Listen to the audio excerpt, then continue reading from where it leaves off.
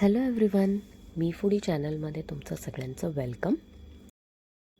कैरीचं पन्हं बनवण्यासाठी मी 4 कैऱ्या घेतलेल्या आहेत.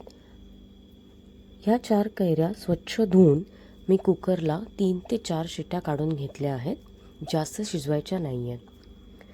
जशा कैऱ्या थंड झाल्या त्यांची सालं काढून घ्यायची आहेत आणि त्यांचा पल्प जो आहे तो मी चमच्याने काढून घेणार आहे.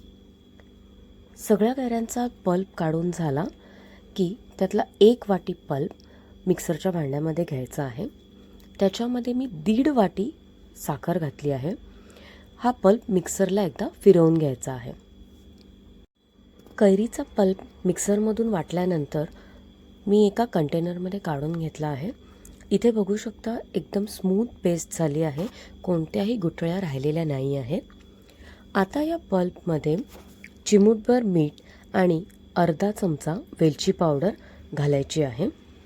ह्याच्याने कैरीच्या पन्ह्याला एकदम छान टेस्ट येते.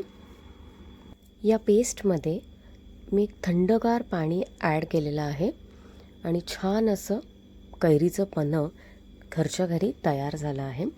कन्सिस्टन्सी चेक करून पाणी ॲड करायचं आहे. मी इथे अर्धा लिटर थंड पाणी घेतलेलं आहे. कैरी पन्ह्याची रेसिपी कशी वाटली मला नक्की कमेंट करून सांगा. चॅनलला लाईक करा, सबस्क्राईब करा आणि थँक्यू फॉर वॉचिंग.